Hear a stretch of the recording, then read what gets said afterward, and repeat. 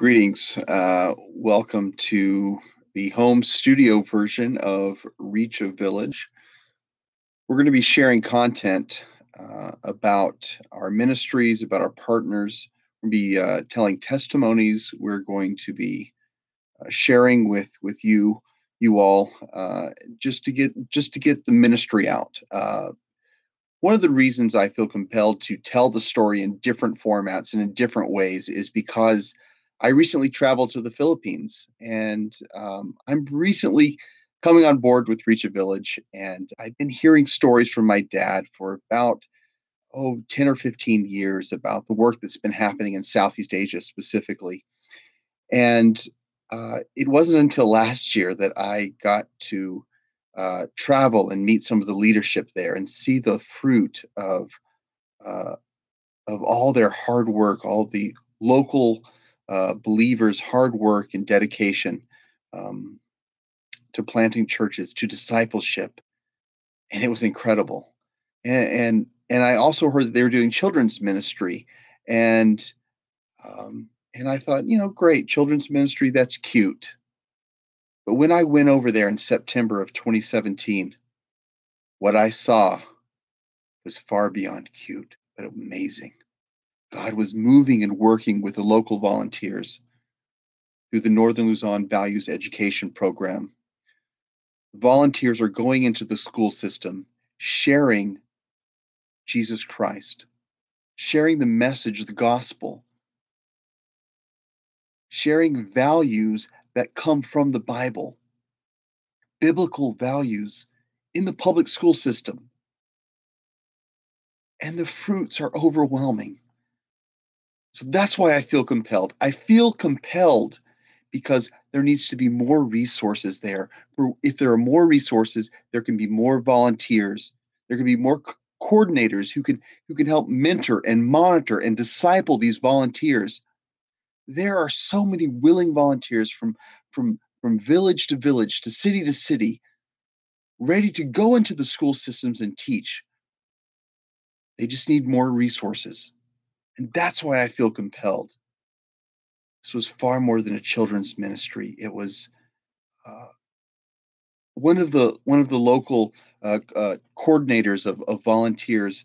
He said, "This is what he said." He said, "It's like a silent revival.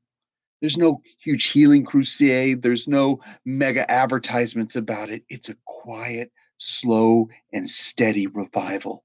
The youth are filling the churches in the Philippines." And it's through the faithfulness of these volunteers that sometimes have to walk 1 mile to go to the local school. This started in the mountainous regions around Baguio, north of Manila.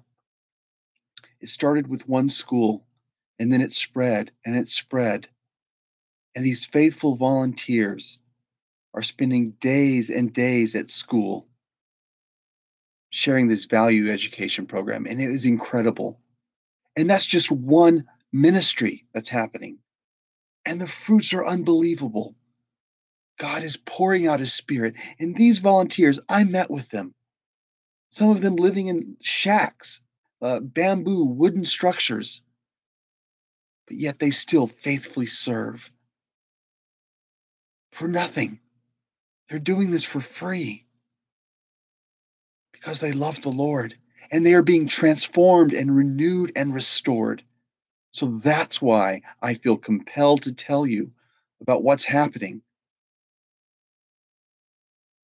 with our partners in the Philippines, in Cambodia, in Myanmar, in Thailand. There are revivals happening. There are multiplication movements happening. And they need more funding. They need more resources. So I'm excited to continue to share these testimonies with you. I, I hear them and I say, we have to tell their stories. If you don't tell their stories, what a great disservice. Here they are faithfully serving, and they're not asking for their stories to be told.